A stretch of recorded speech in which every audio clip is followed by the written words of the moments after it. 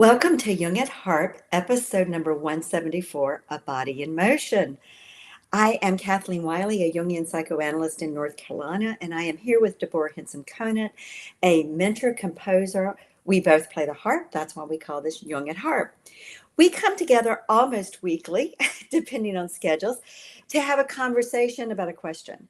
And we start with a question. We don't show up with answers. We don't really know where we're going to end up, but we ponder together and muse and circumambulate with each other and you, if you're live, a burning question about how do we move forward in our creative processes and our creative lives across the board.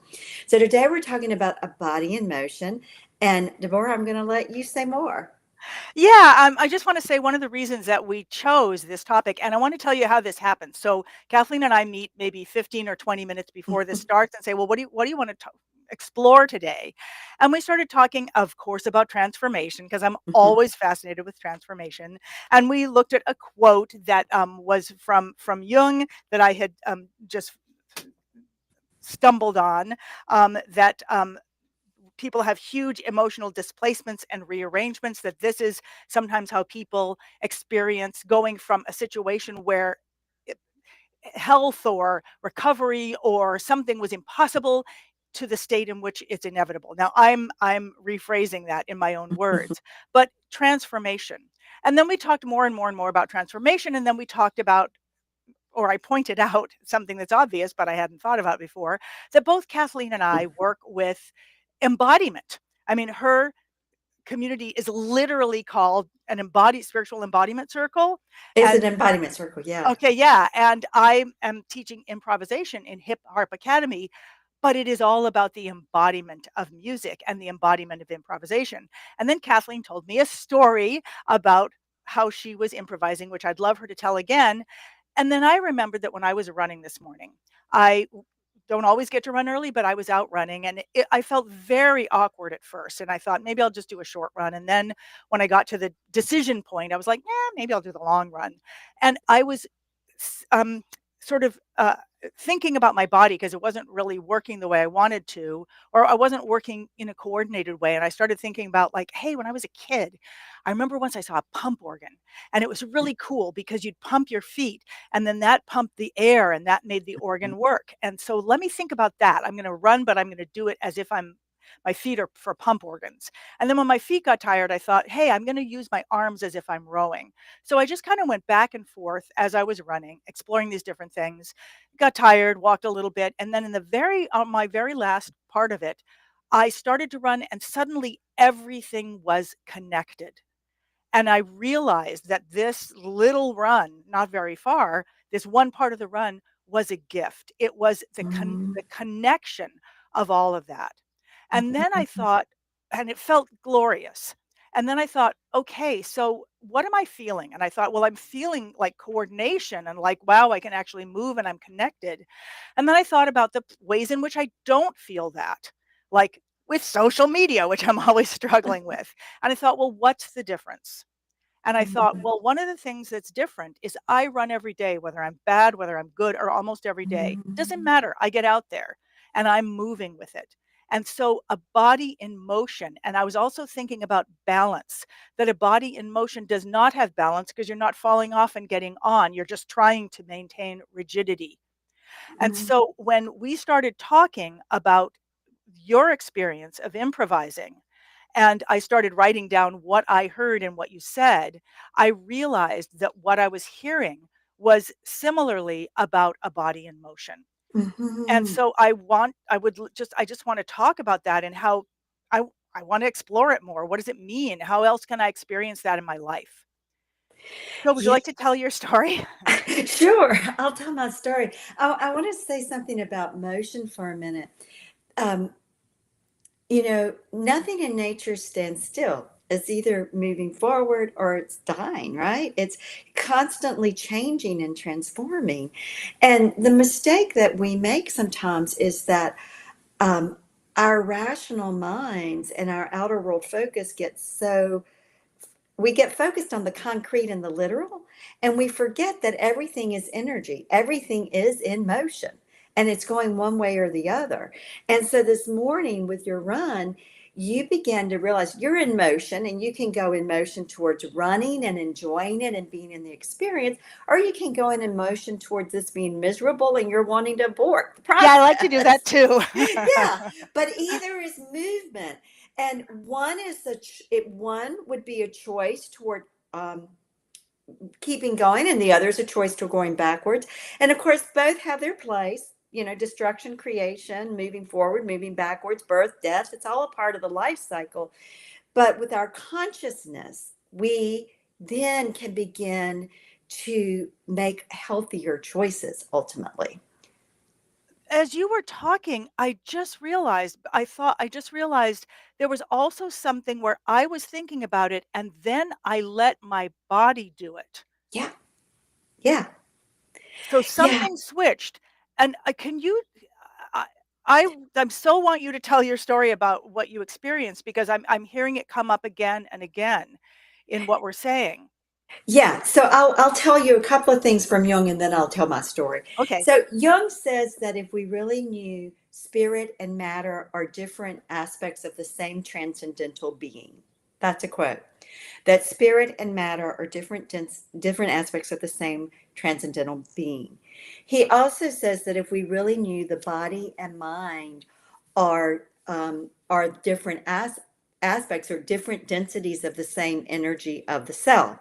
So, although our rational mind and our logic self makes a distinction between mind and body, Jung really says it's really all one and the same. And he says it happens simultaneously. And I don't know what to call it except a miracle. I mean, that's my paraphrase. So, the energy workers know this. Any energy workers who are watching, any body workers who are watching, we all know this. Psychoanalysts who have any knowledge of Wilhelm Reich's character structures, or bioenergetic people who work in the tradition of low inner progress, they know this, that the body and mind, it's one. And so when we begin to consciously act as if we're one, something happens that transcends the littleness that our head could ever figure out alone. You experienced that this morning. Yes, and as you're talking, I'm having this, like, big epiphany, which is probably super crazy, but as you were talking and you were talking about different densities, I was like, "Did she say densities?" And then Mhm. I was like, "Wait, is that, like, the body is the solid form of me, and then my mind is, like, the gaseous form of me, and then as I connect them, is that my liquid state?" Well, I mean, you're going on the right track, because again, the alchemists talked about it this way, and energy workers continue to talk about it this way, that the body is like the physical, it's the most inert, it's the densest, the slowest moving energy. And then our emotional nature is the next highest, but also the little less slower. Then the mental plane, which is the heart and the intellect working together, and then the spiritual, the energetic, the spirit. So it's all interconnected. And what happened for me this week is I think if you watch us at all, you know that I came to the harp as an adult learner when I got together with my now husband, who happens to be a professional folk musician. And he said to me early in our relationship, he said, "What instrument do you want to play?" And I just said the harp. I mean, and it's not like I've been sitting around for decades thinking about playing the harp. I mean, I had never even seen a harp growing up, because I was in a very rural, poor area of Virginia, and the little symphony breakoffs that came from 60 miles away didn't include a harpist. Um, but I had seen a harpist at a restaurant in my 20s, and that memory is so vivid to me. And so when he said, "What instrument do you want to play?" I just said the harp, to which he laughed and said, "Well, that's the only stringed instrument I don't play." So, but nonetheless, there was something stirring in me that was clearly in my body, mind, in my unconscious psyche, meaning I wasn't consciously aware of it, that was percolating. So one of my struggles being an adult learner with professionals and other professionals always around is getting it right. And so for the first 5 years of my harp journey, I was always trying to get it right and feeling less than, because I'm never going to get it as right as someone who's played for 50 or 60 years. I'm just not. Okay. I gave that up. And any of you who want to say it's possible, yeah, it is possible in the exponential field of limitless light. And who knows? But I've kind of let go of that as an expectation. And what I really wanted is to be able to come to my heart with the same confidence and embodied sense of congruence in who I am that I bring when I do this or when I present in front of 250 or 500 people.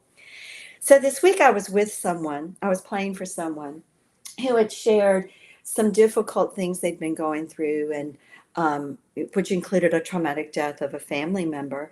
And so I started to play with a piece of music that I'm learning and play with the pattern. It's a kind of a repeating pattern for the left hand. And as I began to play, my finger landed on, quote, the wrong root note.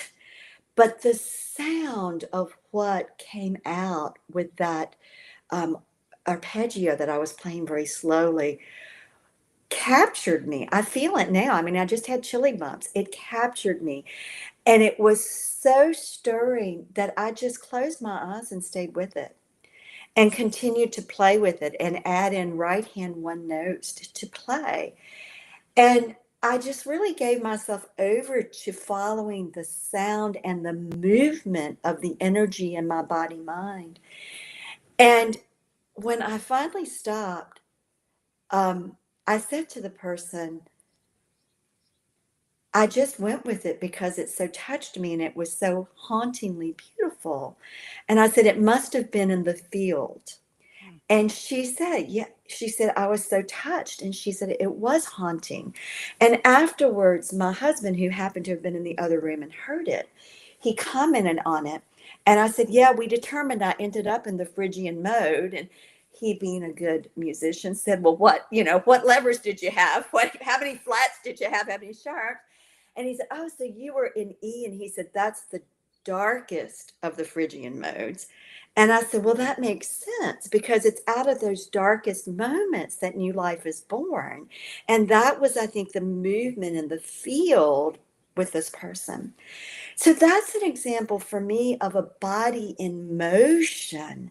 That's a body that is totally in unity with what we might call the spirit. And it was a moment of wholeness for me in my harp playing that has really stirred something in me about what I want to do with the harp or my ability to do something that's always been in the back of my mind.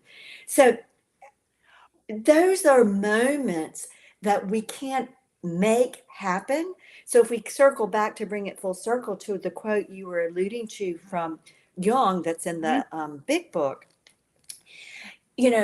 that there are those moments of what we might call spiritual awakening, that our emotional entanglements are rearranged. Something shifts.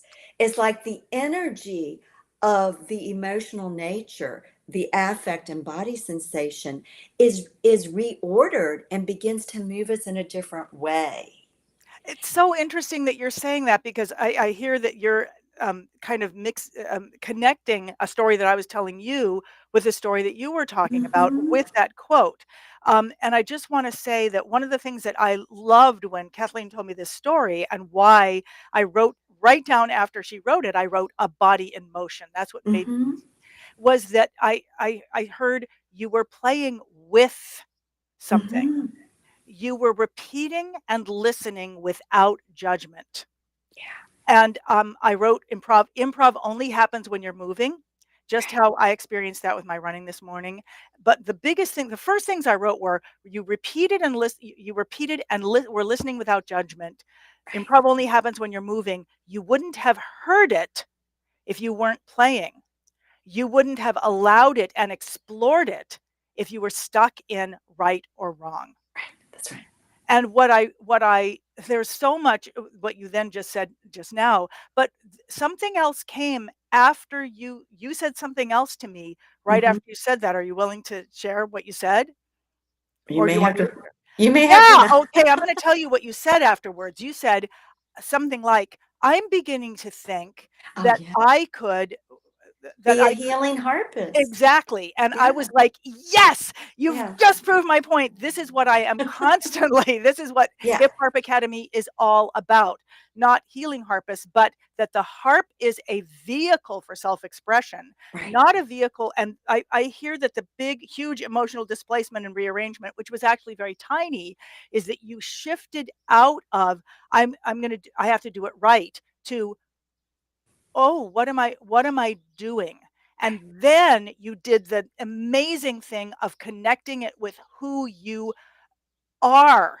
Right. And that's what excites me the most about training harpists in improvisation, is Right. that moment when when they are able to get free of that I have to do it right, and they realize that you could do this with one note, because it's about a different way that you approach it.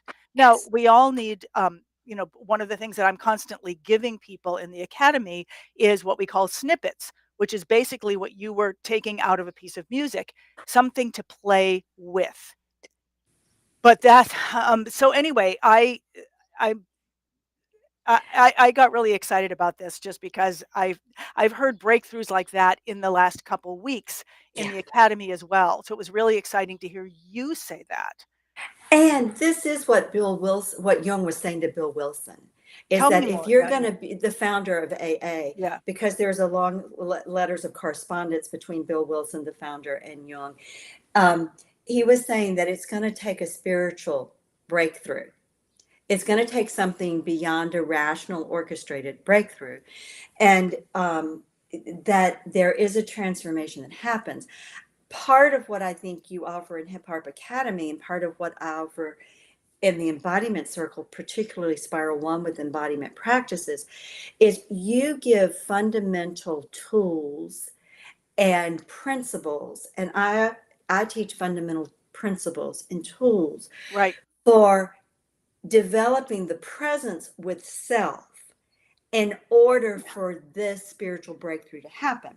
Now we're also back to what in my mind the 12 steps of the 12-step programs are, is that they are a set of principles to play with until the spiritual breakthrough happens. So, uh, you know, Yeah. I mean, it was, yeah. as you were talking, I was thinking, well, there is some kind of measurement in every 12-step program. Mm-hmm. You track, you, how many days sober, you track your time, you track your food, you track whatever it is, you're tracking something. And it was funny because I was like, oh, measurement, Mm-hmm. measures, you're playing measures, you're playing. And I really saw that with, I think what we're getting at, and what the big opening for me is, where things are shifting in my life is where I am taking those measures. I am playing with those measures, whatever those measures are. I am my body in motion playing with them. And where I see people breaking through in the academy is where they actually take on the work and they do it. Right. And instead of trying to get it right, they just do it, and then they start finding their way in it. And then it's a completely different story. It's not anymore about how do I get it right. It's about, I let it got to me, and now I am expressing myself with this art form, whatever it is. Yeah. Well, and I keep thinking about how in the strings of passions, one of the strings is the string of practices, Right. that you take on a practice so that something shifts in you. Right. But the work or the play is that we do that one practice over and over. I mean, this is the same with meditation techniques. The techniques are not meditation. Meditation is that state of the unbroken flow of knowledge.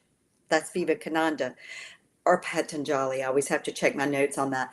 But the technique allows, it sets you up. It's an opening. It's a conscious way of opening to that state.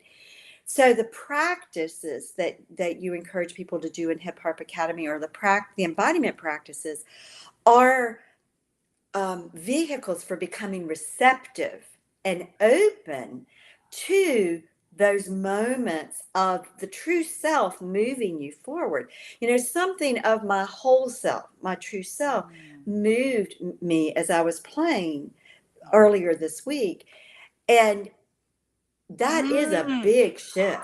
Oh, It's a big, because you were not focusing on how I am, what I am not, how I am not X, Y, and Z. You embraced a wholeness at whatever level, whatever you are. And I was thinking about what I did this morning in my run. First of all, I was listening to a live meeting that I was really interested in, so I was kind of focused on that. But I really was playing with my body. I yeah. was playing with something that was fun from my past about how pumping and air go together in Hmm. a musical instrument and connecting with my feet on that.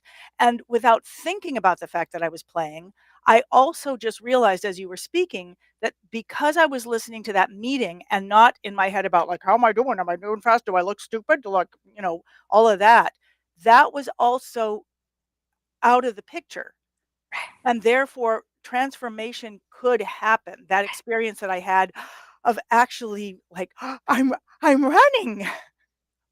Yeah, and it is the experience. That's the other thing I really want to emphasize. When we have an experience, we are in motion. The motion may be internal, but there is a movement. And so it's the experiencing. It's not the thinking about it. It's not the visualizing it. It's not the planning it. I mean, those may all lead up to it, but it's the experience. And it's not the getting better at it. It's Like not the that's getting not the better at it. thing. No, it's the experiencing in it. And there's something about the experiencing of it. That's the transformation. I want to say as we're talking, I keep thinking our title is A Body in Motion. We could also say A Body Playing. That could be the Yes. alternative title. Because the psychoanalyst Winnicott, who was a pediatrician before he became a psychoanalyst, writes a lot about the importance of play. And play for us at this stage in our life, for me, means being curious, being creative, being willing to experiment, not being judgmental, being willing to be spontaneous. Playing meaning we give ourselves over to the experience of the moment to see what comes next. And this is what happens when two people play together. And I think it's what happened for me this week as I was playing the harp and the harp was playing me. Whoa. Right. It does happen when people are not thinking about, am I being interesting? Am I doing the right Right, thing? When they actually have little things to play with. right, I'm going to pull up. Victoria's here. Yay. right. And Victoria's saying doing something is better than waiting for perfection because perfection most likely will never come. I like the idea of playing Yes. with snippets as a way to begin movement and motion. Yeah. Yes, and I do want to say that this has been a huge breakthrough in the academy. When one day, about maybe 2 or 3 years ago, somebody said, "Can you just give us something to play with, just an idea?" And so a snippet might be something like that.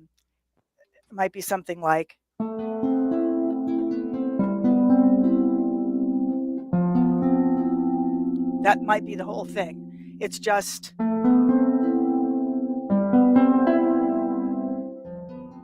and it's not something. Oh, I'm sorry, for those of you who play an instrument, I'm just playing, my harp is in the key of A minor, C major, and I'm just playing A, B, C, E, and then I'm keeping my right hand. It's like a little component of sound. I'm keeping it the same and moving the left hand down.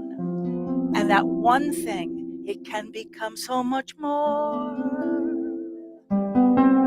I can play it over and over, or I can add. I can slow it down and make space for something else. It's just an idea to play with. So a snippet is just an idea to play with. Mhm. But when she asked for it, she was like, "Do you have any like little thing we could just play with?" And I was like, "Well, yeah, like a gazillion. Like I've been doing that since I was 5." And she was like, "Can you just give us one?" And so I shared one, and then the next day she asked for another one, and then it became this fundamental part of the academy because it's a little thing that people can play with.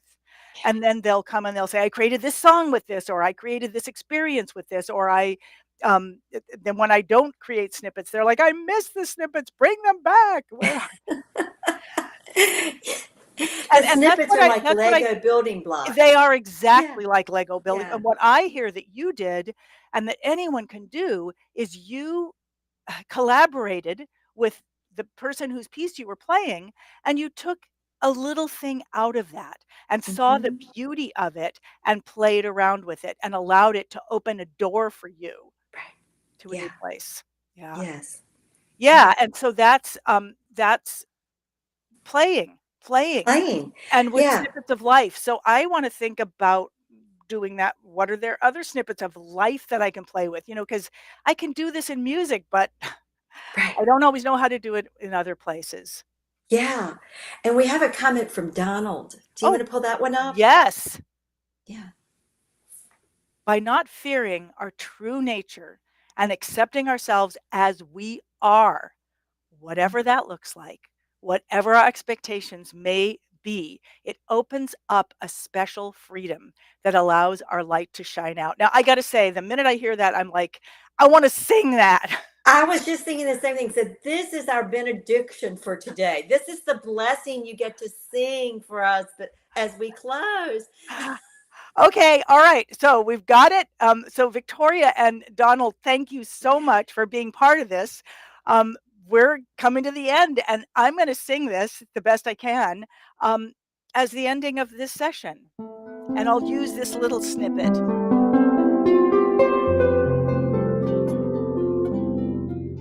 By not fearing our true nature, by accepting ourselves as we are, whatever that looks like, whatever our expectations may be. This opens up a special freedom that allows our light to shine out. Maybe in as well, but out. Let's our light shine out of us and into others. Let's our light shine out. Hmm. Beautiful pearls. Thank you. Thank Thank you. you. Yeah. And Victoria's ending by saying, write one sentence, take a Yeah. picture on your cell phone, draw a sketch. There are opportunities for exploration everywhere. Thank Yes. you, Kathleen. Thank you for everyone who joined us. You can go and see other episodes of Jung at Harp. You can see them at jungatharp.com.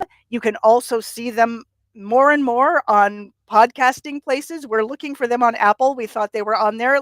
Let us know if they are and where to find them. And we look forward to seeing you. Will we be here again next week, Kathleen?